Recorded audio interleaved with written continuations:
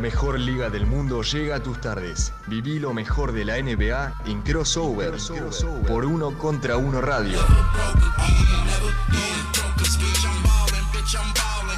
Muy buenas para todos, bienvenidos a una nueva edición de Crossover por Uno Contra Uno Web Radio. Estamos de vuelta con setup no tan nuevo, pero renovado, por decirlo de alguna manera, y en el momento más importante de esta temporada, que es justamente las finales de la NBA. Tenemos que hablar de lo que está sucediendo. Hoy hay un partido, juego 4 de las finales, que está ganando Denver Nuggets 2-1 ante Miami Heat, y ha pasado muchísimo en esos primeros 3 encuentros, pero también han ocurrido cosas por fuera de la serie por el campeonato, porque ya saben que la NBA no descansa, y por más que estemos todos pendientes de lo que suceda entre estos dos equipos, también están ocurriendo cosas que los excede o que los involucra, pero que no tienen que ver con el juego en sí, ni con las finales de esta edición. Para hacerlo está mi amigo y compañero Emiliano Iriondo, así que lo saludo y le pregunto, ¿cómo estás, Emi?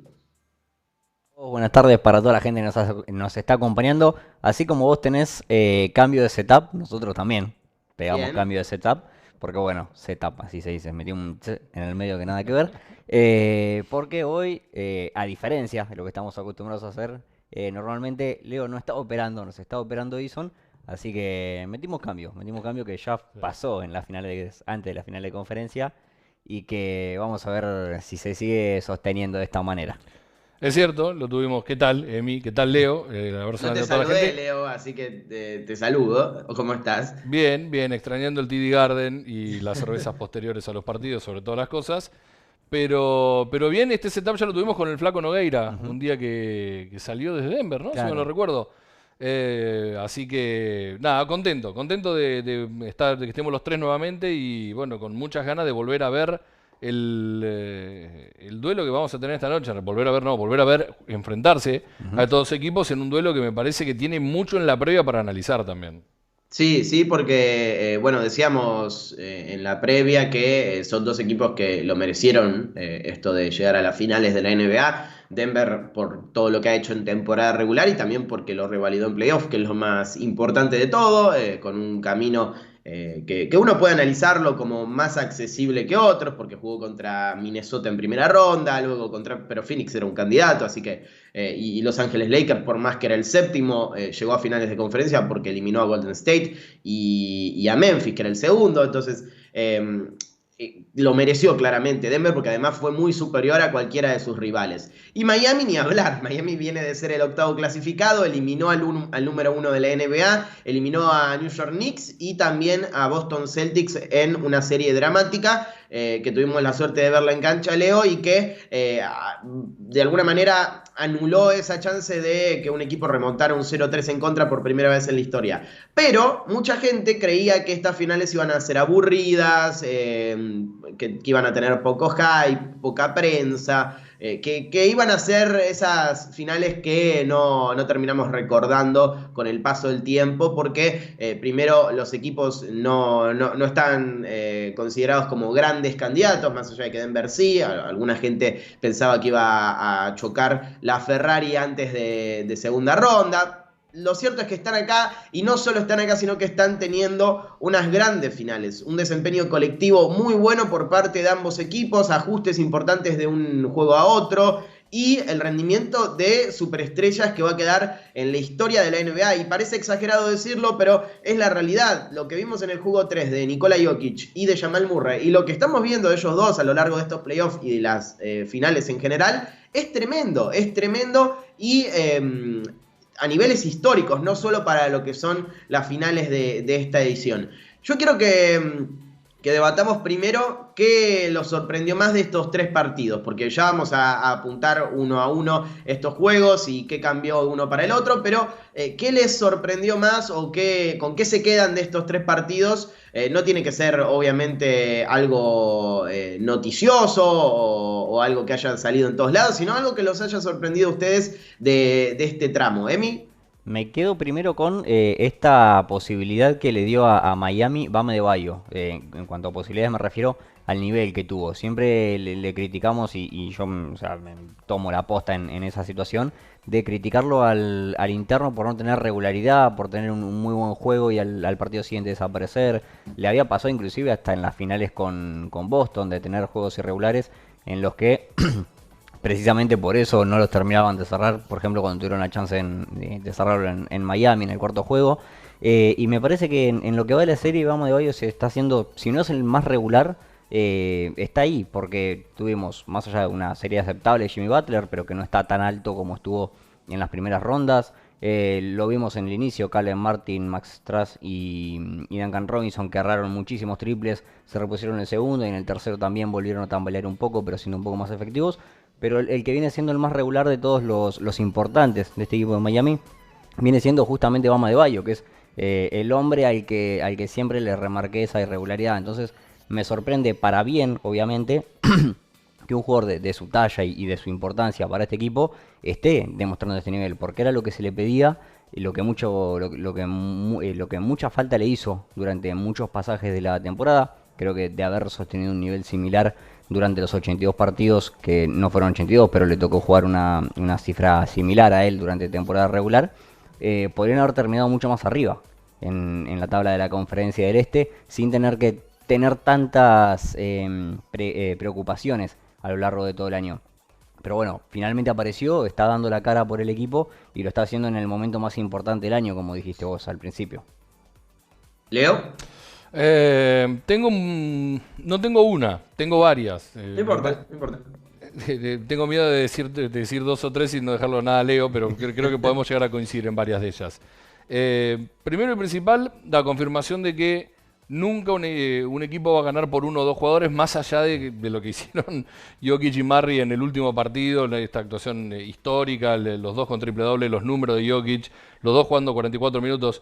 Creo que más que nunca esta serie está supeditada a actores secundarios, ¿sí? Por lo mismo que decía Emi de Strus, Duncan Robinson, Caleb Martin, y si querés agregarlo a Gabe Vincent también, pero principalmente por lo que pasa del otro lado, porque Porter Jr. tuvo un muy buen partido en el primero y después desapareció de la serie, porque Gordon está intermitente. Hay momentos en donde es súper importante para anotar cerca del aro y mostrarse como opción ofensiva, pero en otros que entre que Miami por ahí con la zona lo defiende bien o que Denver no lo termina de encontrar, buscar por momentos, sigo creyendo que son claves los actores secundarios. El otro día fue Christian Braun, el actor secundario fundamental, claro, en Denver, por lo que le dio atrás, porque lo ayudó a correr, porque lo ayudó a elevar el ritmo, y cuando Denver maneja el ritmo de partido, tiene muchísimas más chances de ganar, sobre todo porque se siente superior que Miami, creo que es una realidad.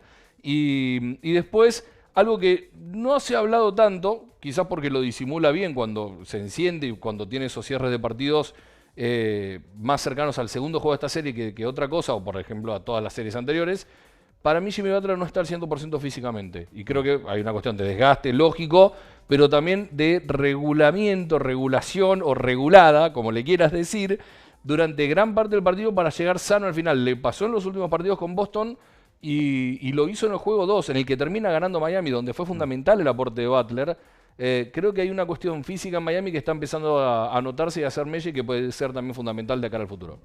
Sí, coincido en eso porque bueno, tiene mucho que ver con lo que pasó con la serie con los Knicks, esa lesión en el tobillo que le impidió jugar un partido y una parte de otro. Y creo que lo viene arrastrando desde esa serie. Incluso en la eliminatoria con Boston, como decías vos, no se lo vio al 100% desde lo físico, pero bueno, tuvo partidos en los que jugó muy bien y terminó siendo diferencial.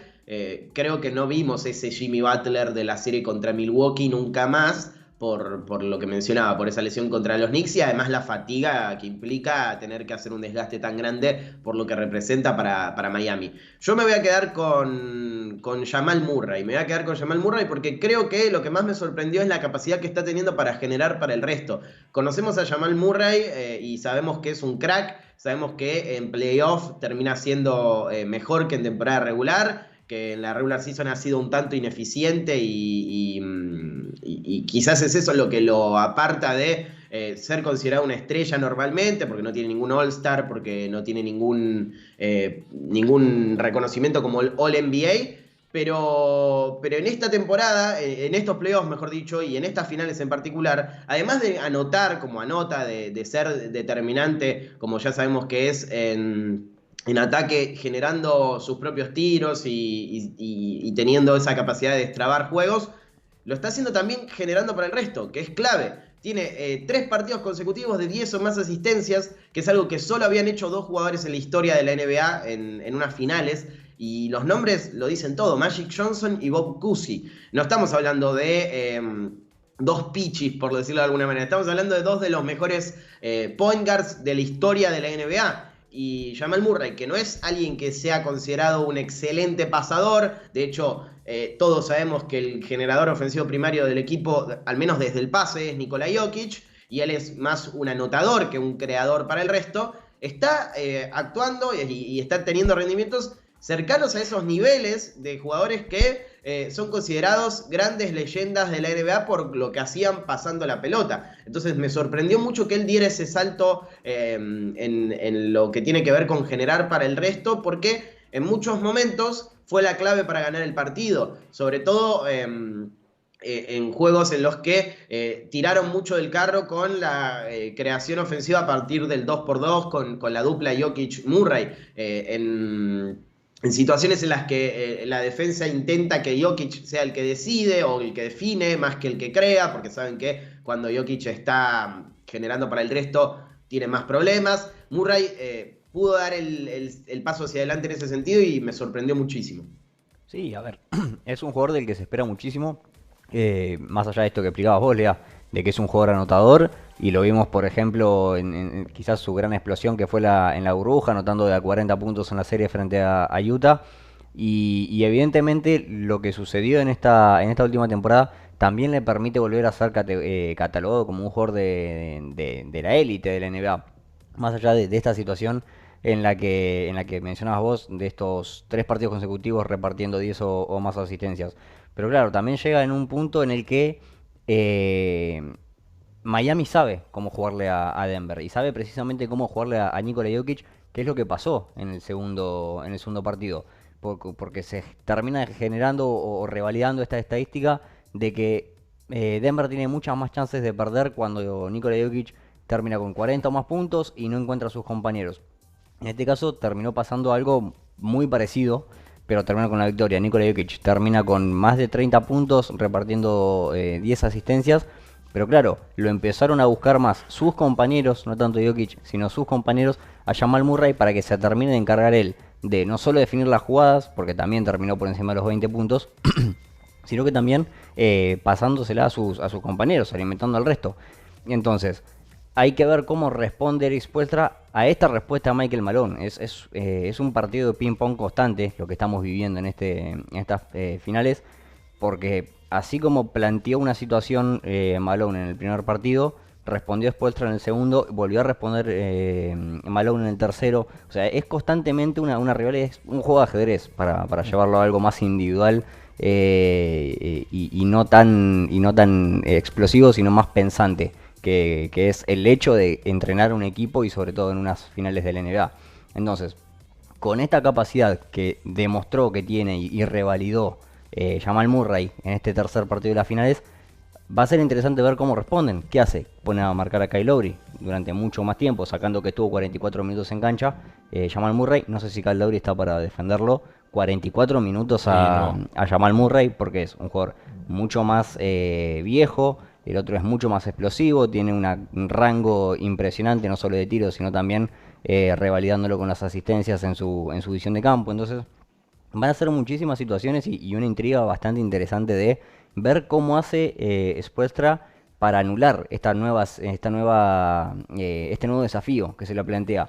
Porque ya sabe que a Jokic no le tiene que permitir la asistencia, que lo demostró en el segundo partido. Le dice que haga los puntos que quiera, pero que no se lo pase a los compañeros.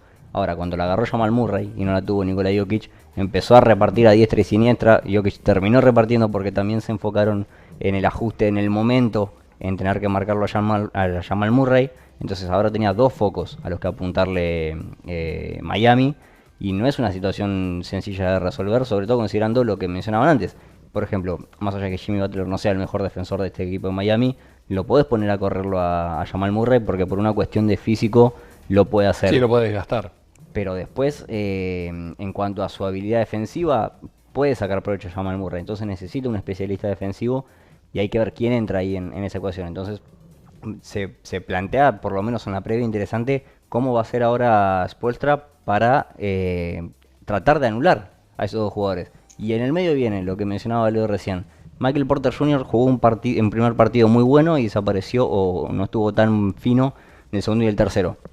Y si se le dan todos a Michael Porter Jr. y te clava un triple doble, no puedes hacer nada.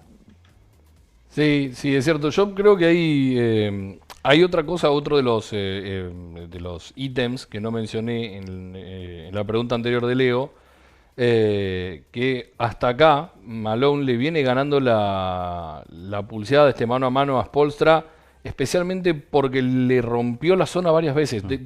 Miami no marcó una sola zona defensiva en los 3 partidos, ¿no? Está claro, fueron cambiando, de hecho hasta en el último juego por momentos vimos que marcó una zona, un cuadrado y uno, un cajón y uno, como le quiera decir, ese uno siguiéndolo a Murray, tratando de secarlo porque ya en el segundo cuarto venía súper derecho. Pero la realidad es que ahí Malone estuvo rápido porque no estaba Jokic en cancha, lo manda a la cancha, Spoelstra mantiene, me parece que como grave error, pero problema de Spoelstra, él sabe mucho más que yo de lo que está haciendo y lo que tiene que hacer, pero la realidad fue que Malone lo manda a Jokic al eje de cancha, a la altura de la línea de tiro libre, un poquito más adelante, un poquito más atrás, y si recibe ahí es o doble propio o es asistencia. Y ahí es donde digo, los actores secundarios son importantísimos porque cuando se muestra en opción para descargar yendo hacia el aro, el otro día los cortes de Gordon fueron buenos, los de Christian Brown fueron buenos, en algún momento el propio Jamal también mostrándose y escapándose de su marca, entonces creo que a esto que le hemos destacado tanto y que le seguiremos destacando porque Spoelstra es un fenómeno como entrenador y especialmente como bicho defensivo, creo que Denver viene haciendo un laburo muy bueno y que debemos destacarlo, no solo porque gana, sino porque minimiza muchas veces a estas opciones defensivas y estos ataques defensivos, mirá qué juego de palabras, ¿no? Que propone Spoelstra y que Denver neutraliza bárbaro y está neutralizando bárbaro. Veremos con qué nos sale esta noche Spoelstra, que nos puede llegar a sorprender a todos nuevamente. Sí, creo que ayuda mucho el hecho de tener a alguien como Jokic para hacer eso que decías vos, que es controlar la zona. Y me resultó extraño que lo lograra porque el sentido de la zona tradicional que plantea Miami es justamente que no tenga espacios ahí en la pintura, que si te matan a triples y la realidad es que Jokic se paró en el medio de la pintura y empezó a generar para el resto y terminó como terminó el partido, con 10 asistencias y 21 rebotes más 32 puntos. Ahora, creo que hay un aspecto de estas finales que ha sido diferencial y no tiene que ver con ajustes, no tiene que ver con nada, básicamente, más allá del acierto, que es el triple para los Nuggets, para Miami, perdón. Sí. Cuando tiró bien, ganó el partido, las 2 veces que tiró mal, terminó perdiendo, y parece que los tiros es una forma de reducir el juego a, bueno, si mete los triples gana y si no pierde, no. Porque obviamente en muchos casos el tiro de un equipo se debe, o la fluctuación en el acierto del tiro de un equipo se debe a cómo responde defensivamente el rival. Pero en este caso, muchas de las jugadas que hemos visto, que erraron en partidos en los que Denver ganó, son tiros abiertos que normalmente meten y que en otras series metieron. En Boston hicieron del triple una virtud y una herramienta para terminar ganando la serie, y por eso fueron tan importantes Duncan Robinson, Caleb Martin, Max Strus obviamente, y todos esos jugadores que aportaron desde el triple cuando más lo necesitaba el equipo. En esta serie, por ejemplo, en el juego 1, en el arranque de la eliminatoria, terminaron con un 33,3%. Max Strus, que es uno de los mejores tiradores del plantel, si no el mejor, tal vez, 0 de 9 en triples. Entonces fueron al segundo partido y si viéramos los triples que lanzaron, muchos de los fallados, son triples abiertos que normalmente Strus mete. Y de hecho, en el partido que terminan ganando, se van a 48,6% de acierto en triples. Y Strus arranca, creo que con un 4 de 5 en triples y termina 4 de 10. Y después tenemos a Gabe Vincent que mete 4 de 6, a Lowry que mete 2 de 3, Martin 1 de 2, Duncan Robinson 2 de 3. Y ahí se da la gran ventaja que Miami tiene desde el ofensivo, porque encima no fue un gran partido de Jimmy Butler, 21 puntos con un 36,8% de acierto, más allá de que repartió 9 asistencias y fue fundamental también para eso. Sí, y apareció en el cierre, Leo, te sumo el dato. Claro, sí. Y también el caso de Bam Adebayo como generador ofensivo de ese equipo, con sus conexiones también con Strus y principalmente con Duncan Robinson, que es clave para esto de encontrar tiros importantes en el triple. Pero después vamos al tercer partido y vemos que el tiro se fue a 31,4% de nuevo. Y el único que mantuvo un poco su impacto desde el triple es Duncan Robinson con un 3 de 6, y creo que 2 de esos triples llegan en el final del juego cuando ya Denver había quebrado el partido. Porque después tenés 2 de 5 para Kevin Love, 1 de 4 para Strus, 1 de 6 para Vincent y 2 de 5 para Caleb Martin, más un 1 de 4 para Lowry. Creo que ahí, si puedo ver un ajuste que ha hecho Malone, que es importante y clave, más allá de que, repito, depende mucho también de si los tiradores meten los triples o no, y contra eso no podemos hacer nada, es meter presión sobre el caso Adebayo, sobre la importancia que tiene Bam Adebayo en este juego de manos con los tiradores. Porque si lo vemos en comparación con el partido 2, Adebayo solo repartió 3 asistencias, 2 de ellas llegaron en el final del partido. Y en el otro juego en el que terminó siendo fundamental, se involucró mucho más con los tiradores. Fue diferencial en ese sentido porque les dio a Duncan Robinson, a Vincent, a Strus una opción para conectarse y encontrar un tiro más provechoso. Creo que ahí está la clave de la defensa de Malone, en tratar de desconectar a Bam Adebayo, porque Miami es un equipo mucho mejor, mucho más ofensivo cuando él es parte del ataque. Y eso hace que Bam Adebayo también tenga que ser más agresivo en ataque, y por eso estamos viendo muy buenos números en cuanto a la anotación de Adebayo, que coincido con lo que dice Emi. Si tenemos que elegir al mejor jugador del Heat en esta serie, hasta ahora es el pivot, por todo lo que ha hecho en el juego 2 para que ganen, y porque en los partidos 1 y 3, ya sea porque Denver consiguió que se dedicara más a anotar que a generar para el resto, o porque él tuvo que ser más agresivo porque así lo consideraba, anotó en volumen, bajó rebotes, fue agresivo en defensa, más allá de que contra Nikola Jokic solamente podés esperar que erre y rezar. Y creo que en ese caso Adebayo está teniendo una gran serie por todo lo que mencionaba. Ahora, lo del triple es fundamental. Si hoy vemos una noche en la que Miami mete, no digo un 48 porque es muy raro lo que vimos en el juego, pero un 45, un 40% del triple, y vamos a ver un partido mucho más parejo que el que vimos en el juego 1 y en el 3. Lo que pasa que ahí en ese caso, perdóneme que te interrumpo, lo que dice Leo se corresponde también a no solo el porcentaje de efectividad de Miami, obviamente tirando por encima del 35% ya de por sí es mucho, sino por el volumen en el que lanza Miami. Cuando Miami, si te tira un 35, 40%, ni hablar si llega al 48 como en el segundo, a la cantidad de triples que tira, es muy probable que te termine ganando porque te termina desgastando y vos necesitas el doble o el triple de posesiones para poder ponerte en partido, más allá de virtudes defensivas también de Miami para tratar de bajarte el ritmo. Concuerdo con lo que dice él y de alguna manera se corresponde a lo que decía antes. Y la pregunta para los dos en este caso, relacionado con esto mismo, es ¿quién depende más de los segundos actores o del segundo escuadrón de anotadores, si Denver o si Miami? Porque uno dice, bueno, cuando no anotaron los demás, los que no se llaman ni Murray ni Jokic, Denver pierde el partido. Pero la realidad también es que me parece que ni Butler ni Adebayo como principales vías ofensivas o como principales insignias de Miami, en la anotación tienen el mismo poderío que Murray y que Jokic. Entonces, claro, ¿quién depende más de sus segundas vías goleadoras? Sí, te sumo a esto que hablabas vos, Leo y Lea, del triple. En el partido 3 Miami estuvo a un triple de duplicar en lanzamientos de la redistancia a Denver. 11 de 35 Miami, que es Claro. lo que explicaba Lea, 31%, y Denver 5 de 18, es un 27%. Si bien es menos, como es menos volumen y no necesita tanto el triple, porque no le impacta tanto el triple a Denver en Que lo comparación necesita con también, Miami. pero no tanto Claro, como Miami. porque tiene una persona que es 2 veces MVP y por haber sido 3 veces MVP tranquilamente este año, y probablemente si la serie termina a su favor se lleve el MVP de las finales. No gravita tanto el juego, no es tan necesario esa faceta del juego. Y además termina en total 80 tiros de campo lanzado Denver con un 51% acierto, es decir, un nivel increíble que estuvieron mostrando toda la noche, contra 92. Es decir, Miami tiró 12 veces más al aro y termina metiendo 7 tiros menos Miami. Claro. A ver, es matemática básica. El que hace más puntos y el que la mete más veces normalmente es el que termina ganando el partido.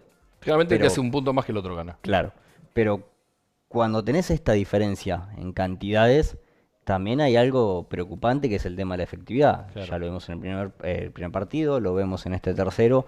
Evidentemente también tiene que resolverlo en cierta manera Miami, porque claro, cuando los tiros no te entran, los tiradores se te cierran y empezás a errar tiros que tranquilamente, como pasó en el segundo, con Sí, este entra a jugar la 48% cabeza acierto, claro, terminás ganándolo al partido. Es decir, tienen condiciones y tienen los jugadores para hacerlo, tienen los tiradores que lo pueden hacer, pero claro, cuando la noche empieza cruzada ya no hay manera de resolverlo. Entonces, ¿qué Es algo que te llama Jamal Murray. Claro, ¿qué puede hacer Spoelstra para o darse cuenta antes, o si se da cuenta antes, de pegar el volantazo a tiempo como para o cambiar el esquema de juego y pedirle a sus jugadores que dejen de tirar por tirar triples, o bien que se le empiece a abrir el aro de casualidad? Porque evidentemente es un problema que es recurrente, que ya lo padeció bastante y Claro. que no le permitió, por ejemplo, en el primer partido, más allá de la diferencia que toma Denver, si bien sacaron el pie del acelerador los Nuggets, se le acerca seriamente, quedan a 9 puntos, después una ráfaga de Nikola Jokic y se vuelven a escapar ya para la diferencia definitoria. Pero evidentemente hay algo en el medio que solucionándolo, pegando un pequeño ajuste, este equipo de Miami tranquilamente se puede quedar con la serie, porque no hay manera de predecir a ver qué es lo que va a pasar o cómo van a estar tirando esta noche, pero evidentemente la capacidad está. Y respondiendo a esto que decías vos, para mí la dependencia de la segunda unidad es pura y exclusivamente de Miami. En mi opinión, sacando a los titulares, vos tenés un Duncan Robinson que, más allá de esto que mencionaba Lea, de que lanzó 3 de 6, fue otro de los jugadores completamente irregulares en temporada regular. No podés Sí, de hecho permitirte casi no jugaba, ¿no? En la segunda parte de la temporada. no podés permitirte ese tipo de lagunas en este punto de la temporada, y van a tener que acomodarse como para que también no vuelva a pasar ese tipo de rendimientos. Quizás Kevin Love, cuando entra desde la banca, sacando este tercer partido, y en el segundo también, si no me equivoco, fue titular, pero en el primero empezó de afuera. Es decir, quizás una rotación de nombres de un partido al otro que no le termine de cerrar, o que no le termine de ser productiva en una continuidad del tiempo. Si Jimmy Butler estuviera en el nivel en el que vimos con Milwaukee, por ejemplo, te diría que Denver.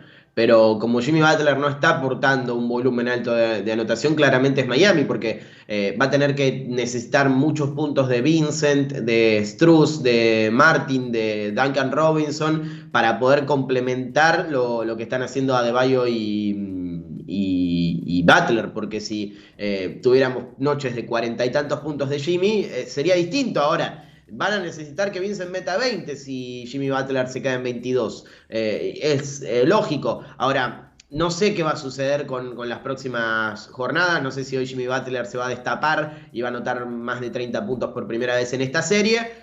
Lo cierto es que a Denver le está alcanzando, porque, bueno, en el primer partido aportaron todos, pero en el tercero Murray y Jokic se fueron a 66 puntos juntos. Entonces es muy difícil que termines perdiendo ese partido, porque además generaron para el resto, y apareció, por ejemplo, Chris Brown con 15 puntos y Aaron Gordon también con 10. Entonces ahí ya tenés un buen volumen como para poder sobrellevar el partido. Yo creo que ambos dependen mucho de esa segunda, de ese segundo escalón de anotadores, y por eso también es alarmante la ausencia de Michael Porter Jr., ausencia en el sentido de que no está apareciendo en la serie, y lo necesitan, pero han aparecido héroes inesperados o héroes que no tenían tanto protagonismo en ese sentido como Brown en este juego 3.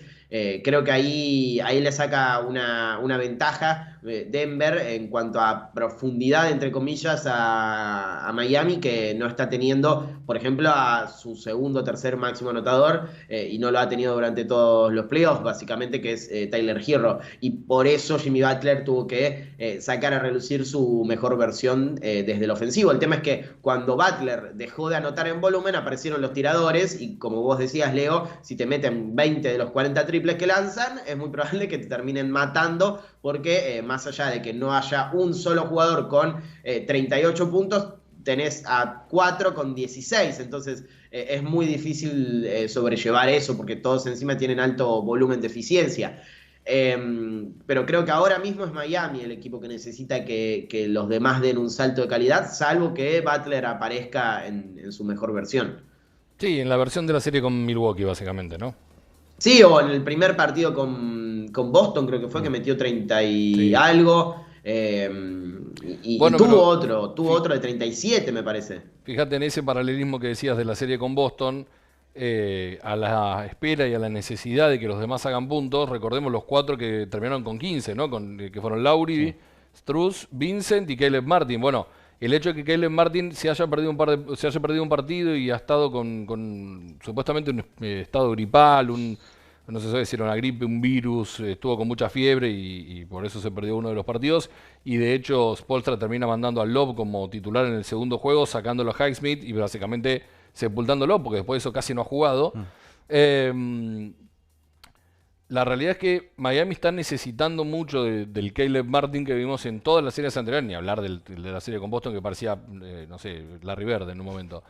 Pero creo que el hecho de que haya bajado tanto la producción suya por esto, porque no está bien físicamente, pero además también porque Denver lo lleva al terreno que Milwaukee va a ser, que Miami siempre estuvo cómodo, y hoy por este desgaste que ha tenido en todas las series anteriores, lo está padeciendo. Denver por momentos le juega tan físico a Miami que lo pone incómodo.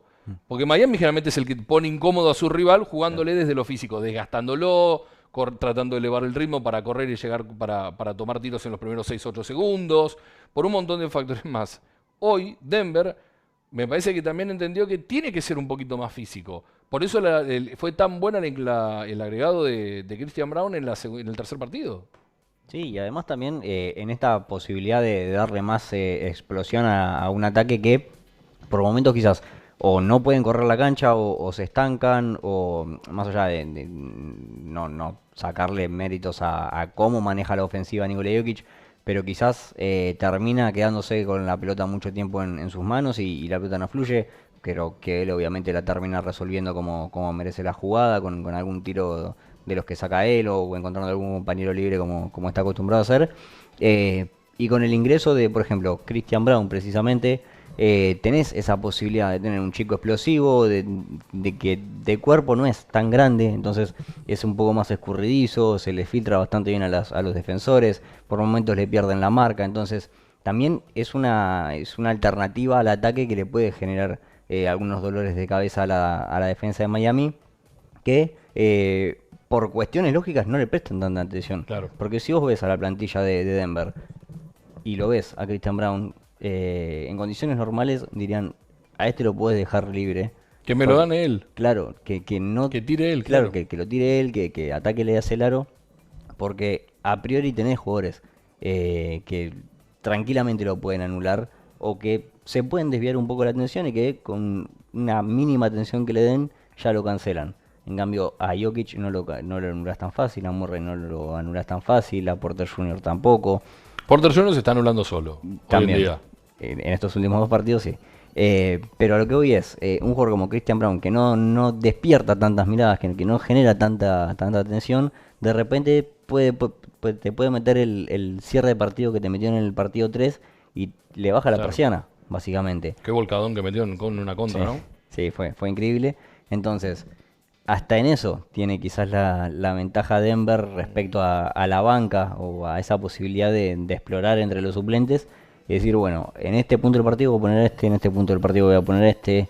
Pasa con Bruce Brown, pasa con Christian Brown, Sí. pasa con una rotación que quizás no es tan larga, pero por cuestiones lógicas de la temporada regular y en la comparación con la temporada regular, pero que evidentemente le está dando los resultados que está necesitando Denver.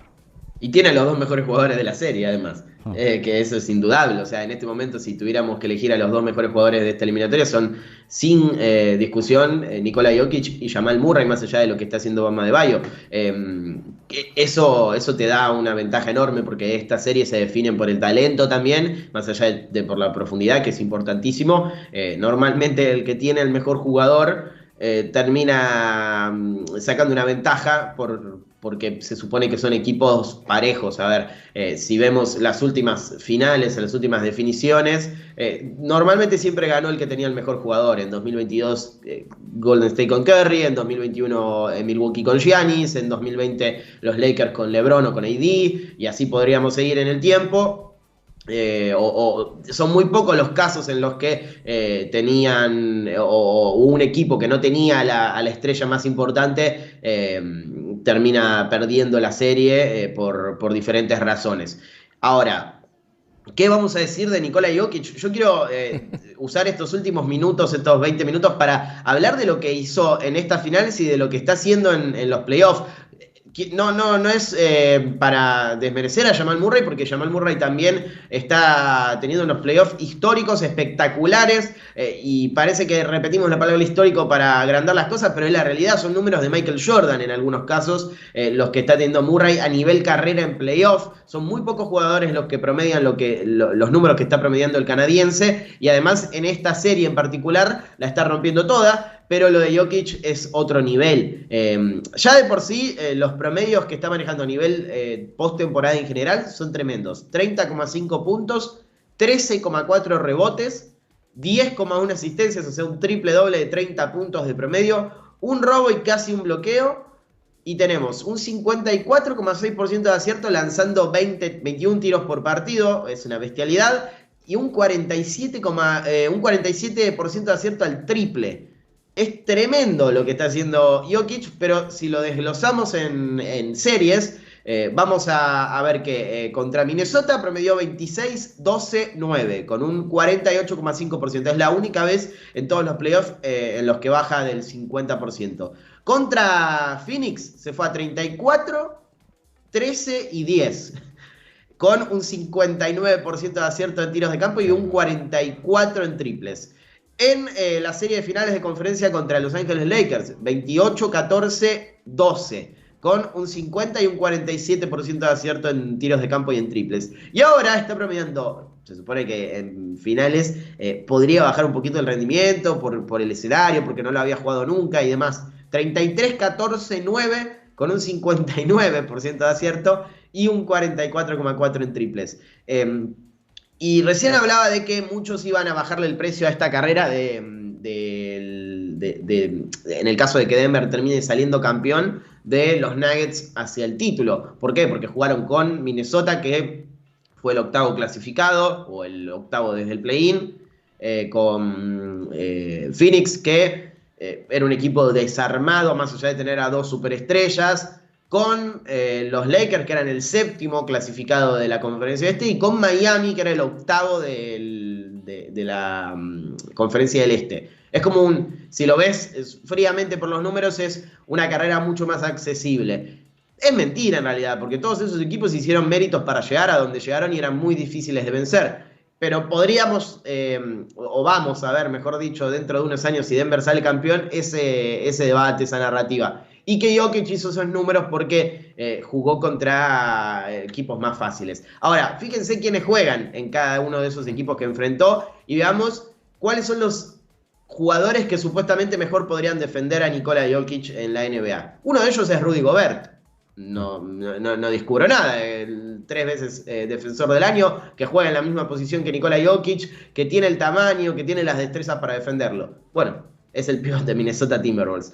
El otro es tal vez DeAndre Ayton en Phoenix, que claramente no, pero digo, es un pivot de los mejores de la NBA y de los más productivos. Bueno, juega en Phoenix Suns. El otro es Anthony Davis, sin lugar a dudas. Para muchos el mejor defensor de la NBA, el más versátil, el único que puede llegar a complicarle un poco la vida a Nikola Jokic en la conferencia este. Bueno, juega en Los Ángeles Lakers.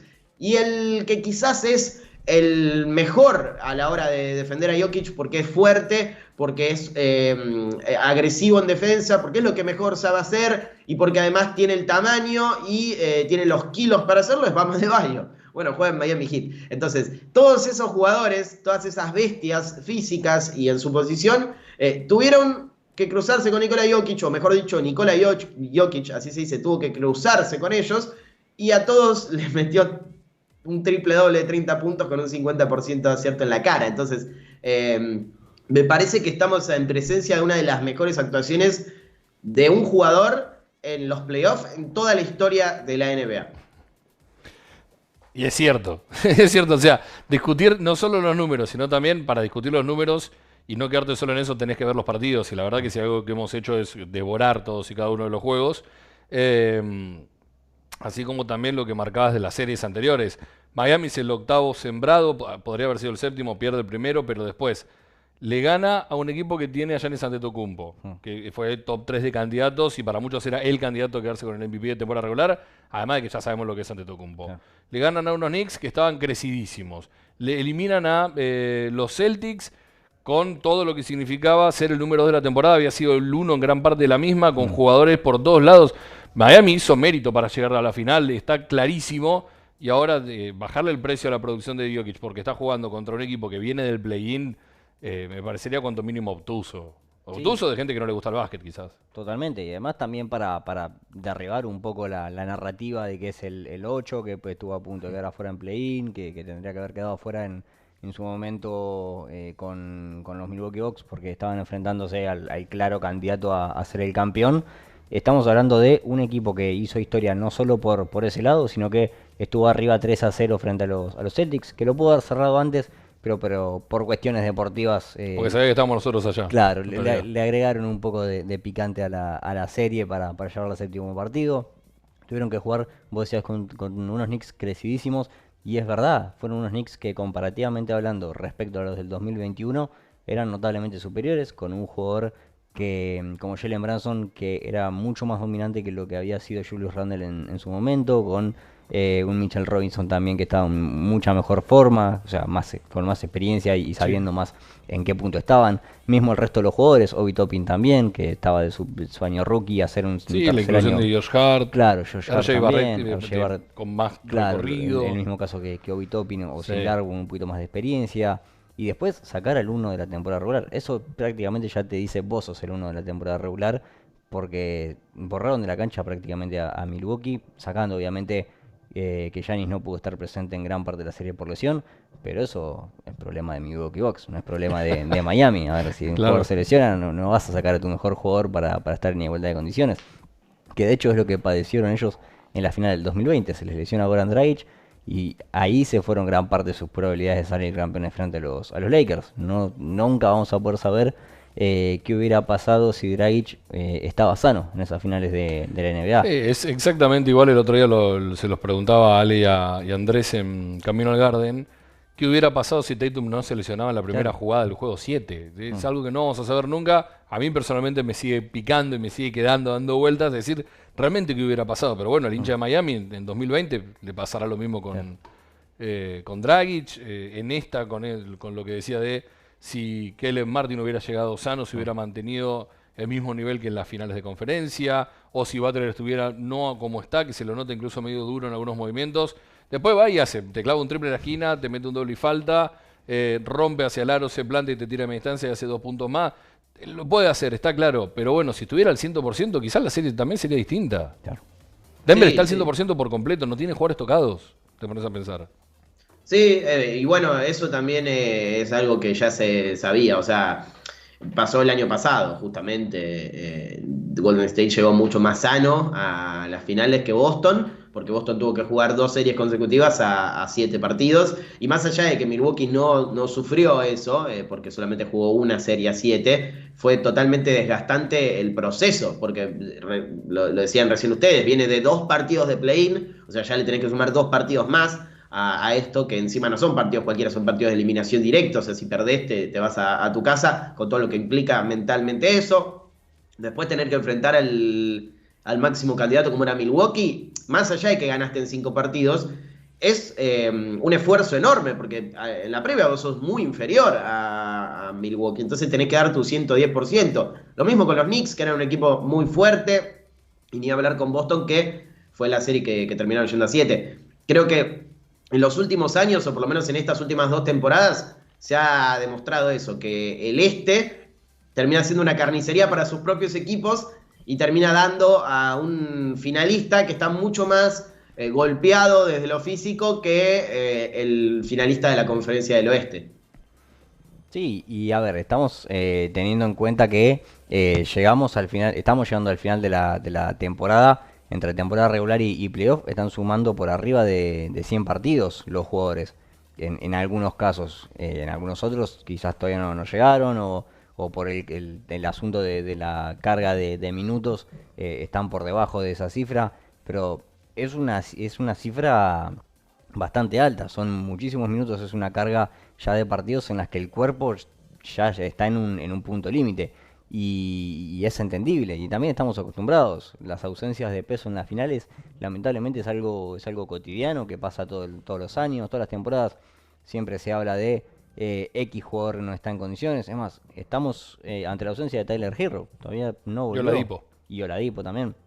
Oladipo ya no va a volver, y todavía no sabemos en qué momento de la serie va a volver Tyler Herro, si es que vuelve en algún momento. Para mí no vuelve. Todavía no tenemos ninguna certeza al respecto. Y también reitero, otra baja como la de Dragic en el 2020. ¿Qué sería de este equipo con un tirador tan certero y tan importante también en la rotación y sobre todo en la ofensiva de este equipo de Miami, si estuviera Tyler Herro? Porque más allá de que es un jugador ultra necesario, también le cambia la cara, la intensidad, los minutos. Son muchos los cambios que generan. No estaríamos hablando quizás de un Caleb Martin tan importante como lo es en estos momentos. ¿Qué hubiera pasado si estaba Herro sano contra Boston y no jugaba Caleb Martin al nivel en el que jugó? Me encantaría volver el tiempo atrás y ver qué onda. Claro. Soy sincero, me encantaría, pero bueno. Con las responsabilidades que tuvo que afrontar Caleb Martin con esta ausencia. Entonces, es todo un cúmulo de situaciones de what if constantes que nunca vamos a parar de mencionarlas. Pero es imposible no hacer eso, porque es un deporte que está lleno de probabilidades de un lado y del otro. Seguro, y en esto que marcaba Leo, y te paso la bola a vos, nos fuimos un poco, pero en los últimos minutos el bloque, momento de apreciación a Nikola Jokic me parece fundamental y estoy de acuerdo. Sí, es... igual, o sea, hablar de Jokic es hablar de Denver también, así que no está para nada mal. Y es lo que decían ustedes, a ver, para cerrar el tema. Lesiones hay en todos los playoffs y si queremos le encontramos un pero a todos los títulos de la historia de la NBA probablemente. A todos. Siempre en algún momento el campeón tuvo que enfrentar con un equipo que no estaba del todo sano o que justo le faltaba una estrella y demás. Pasa siempre, a ver, le pasó a Golden State a favor, por ejemplo, en las finales de 2015 contra los Cavaliers, que no tuvieron ni a Kyrie Irving ni a Kevin Love, y le pasó a los Warriors en contra Toronto Raptors cuando no tuvieron a Kevin Durant y después se les lesionó Klay Thompson. Es normal, porque son los playoffs y es una exigencia total. Yendo a lo de Nikola Jokic, a ver, no nos estamos dando cuenta porque está pasando, pero estamos viendo algo que no vimos nunca en la historia de la NBA. Es un jugador que está haciendo estadísticas tan bestias y normalizándolas, o sea, haciéndonos creer que esto es totalmente común y cosa de todos los días, pero lo está haciendo con una naturalidad, porque no parece forzado en nada, salvo cuando justamente anota 40, 45 puntos porque no es lo suyo y porque el equipo no lo necesita. Todo lo demás es natural, esos 20 rebotes no llegan porque él corre a todo el mundo y agarra el rebote para sumarse uno más. Esas 10 asistencias no son forzadas, es todo Todo está yendo hacia la corriente, mejor dicho, con la corriente del juego. Fluye con lo que pide el partido, y por eso es tan espectacular lo de Nikola Jokic, que es una mezcla muy rara de tantos jugadores. Por eso digo que es único, porque no lo podemos comparar con nada que hayamos visto, porque por momentos, lo decías vos, te mete un triple a lo Larry Bird, como si fuese su principal virtud. Después pasa la pelota como Bird o como Magic. Después rebotea con los números de Moses Malone. Tira a media distancia como si fuera Dirk Nowitzki. Y todo eso en el mismo partido. Entonces, y el juego de pierna de Hakim. Claro, tiene todo, tiene absolutamente todo, sobre todo ofensivamente. Después en defensa es otra cosa, pero ofensivamente tiene absolutamente todo lo que hemos visto de las grandes leyendas de la NBA. Esto no quiere decir que sea mejor que Magic, que Larry, que Hakim, que Dirk, el que sea, pero reúne todas esas condiciones y las implementa en el juego de una manera tan natural que es tremendo. Y en cuanto a números y a lo poco que le importa, eso sí que es raro. A ver, es como si combináramos a los números de Will Chamberlain, porque en cierto punto son muy parecidos, o siempre que aparece una estadística está el nombre de Will Chamberlain, porque no se hacía desde su época, pero lo de Jokic normalmente termina llegando a eso, a que sus números se tengan que remontar a la época de Will Chamberlain, pero no le importa. Entonces es una combinación entre los números de Will Chamberlain y la actitud de Tim Duncan, básicamente. Como que el tipo llega a esos números, a esas cifras, y después para él no significan nada más allá de si ganó o no ganó el partido su equipo. Y además también lo vivimos hace poquito en el All-Star Game, cuando lo terminaron eligiendo último o anteúltimo en realidad, porque él se termina autoproclamando el anteúltimo pick, que lo lleva hasta ese punto, al hecho de no sobrar al rival, porque es pura y exclusivamente cuestión de su juego, y lo utiliza solamente para jugar, para ser competitivo dentro de la cancha. Después al resto no le interesa para nada. También tenemos después por contraste la explosividad de ira que tiene cada tanto. Sin ir más lejos, a Morris lo lesionó y todavía estamos esperando a ver qué va a pasar con Morris. Y lo que desató eso también, la pelea entre sus hermanos y los Morris, los hermanos Morris. También cuando los jugadores de Miami lo estaban esperando afuera del vestuario. Es decir, es un jugador muy en la suya, muy cerrado, pero para bien, digamos. Aprovecha su talento, lo usa donde lo tiene que usar y listo. Después afuera de la cancha es una persona completamente diferente. Un tipo que disfruta de andar a caballo. Claro, disfruta de andar a caballo en su carrito. Esos sulkis en realidad, ¿no? Los carritos. Sí. Disfruta de hacer eso. Es un tipo totalmente común que no anda ostentando nada, como estamos acostumbrados a ver de jugadores de la NBA. Y eso lo hace quizás hasta más humano y más difícil de entender cómo es que termina haciendo lo que hace dentro de una cancha. Sin lugar a dudas. A ver, por eso digo que es muy parecido a Tim Duncan, porque el tipo podría ser la cara de la NBA en el sentido mediático, con los números que tiene, y no le interesa para nada llegar a ese punto, porque está hecho para otras cosas. O sea, él quiere ser campeón. Claro, él juega al básquet porque le gusta y porque quiere ganar. A ver, no vamos a decir que Jokic no es competitivo, es todo lo contrario, es uno de los tipos más competitivos que hay en la NBA. El tema es que termina el partido, terminan las finales y no quiere saber más nada con salir en la tele y que hablen de las estadísticas que tuvo y que ESPN o ABC o TNT o el que sea haga compilados de por qué, o nosotros, yendo a una menor escala, hagamos compilados de por qué los playoffs de Jokic fueron los mejores en la historia de la NBA. Le importa poco eso. Entonces, es tremendo. No quiere decir que esté mal que te importe eso tampoco. O sea, no tiene para nada, no tiene nada de malo que vos te preocupes por que tu legado tenga el impacto mediático que crees que tiene. No me parece que esté mal tampoco, pero es raro que no pase eso. O sea, es más común que los jugadores, las estrellas de los deportes, estén pendientes de que hablen bien de ellos, de que se los considere como creen ellos que deben ser considerados. Entonces ver un tipo como él, como Kawhi, como Tim Duncan, que sinceramente les importa poco y nada lo que piensen de ellos, es raro, y más teniendo en cuenta que, a ver, tiene los números como para decir, che, yo soy el mejor jugador del mundo y por escándalo en este momento. Es que confía demasiado en su trabajo. Y está bien, está bien. Si yo tuviera los números y la capacidad que tiene Jokic de hacer todo lo que hace, ¿cómo no confiar en sí mismo? Y eso lo traduce dentro de la cancha. ¿Para esta noche qué esperan? Miami. ¡Epa!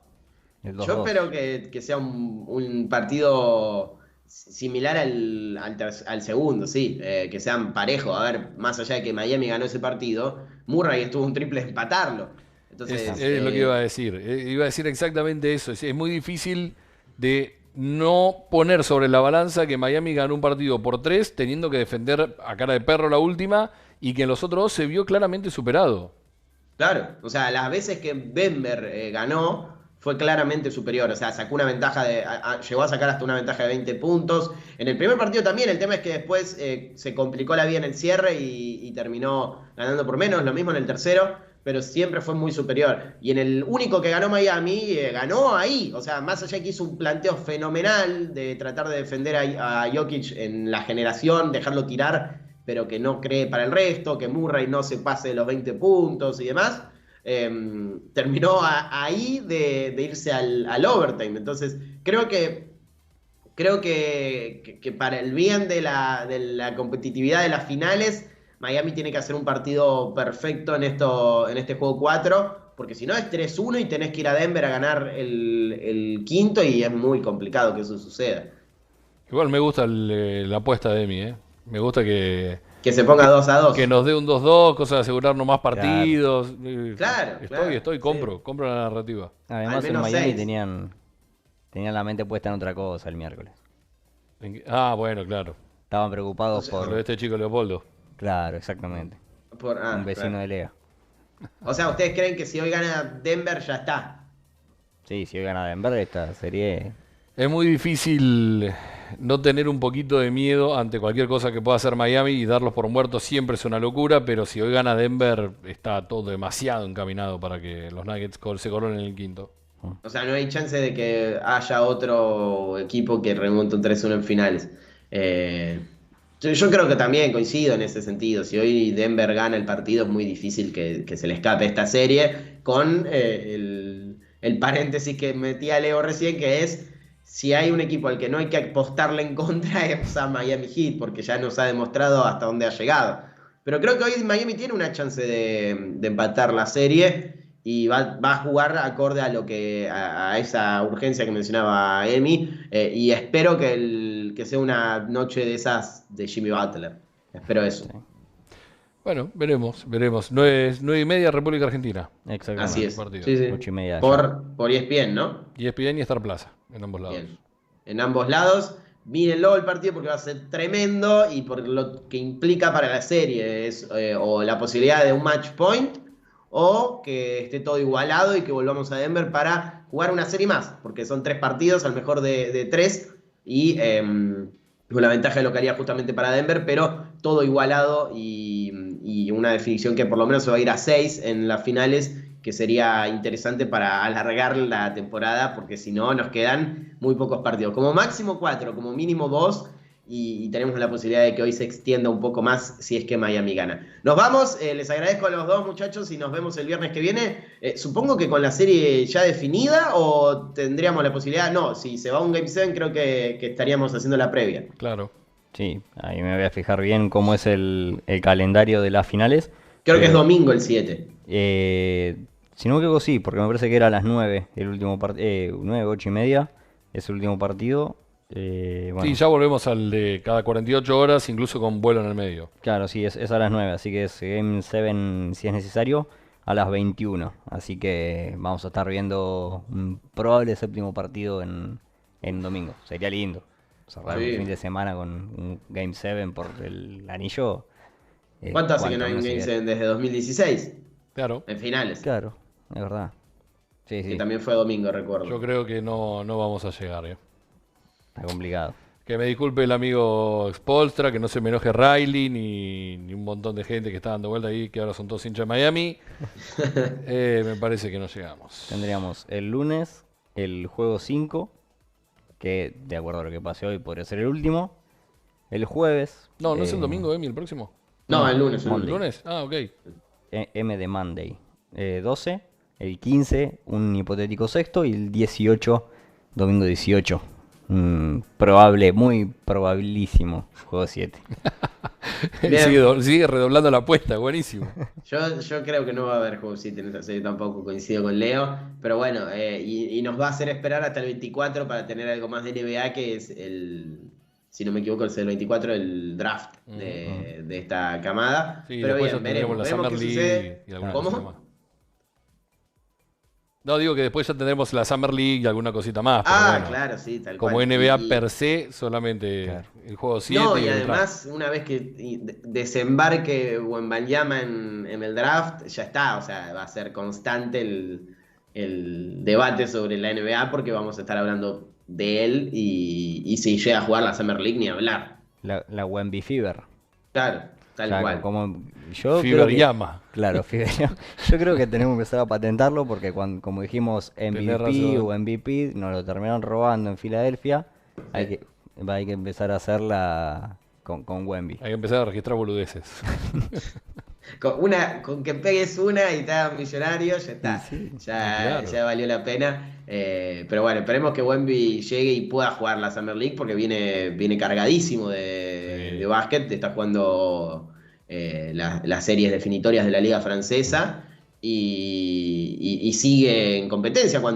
A ver, ya para cerrar, muchos decían, no, porque Wembanyama se fue a Francia al Metro 92, porque ahí no compite Euroliga y se quiere cuidar. Wembanyama está jugando una serie por el título, competencia de profesional, mientras la mayoría de todos los otros potenciales picks de lotería del draft, hace una semana y media, 2 o más, están descansando. Así que ojo con eso, porque quiere decir que al pibe le gusta competir, al menos. No es que se fue para alejarse de la posibilidad de competir. La realidad es esa. Nos vamos, nos encontramos la semana que viene, tal vez con la serie definida y ya sin NBA, o con la posibilidad de un séptimo partido. Eso lo va a decidir Denver, y también lo va a decidir Miami, empezando por hoy, juego 4 a las 9:30 de la noche. Nos encontramos en la próxima.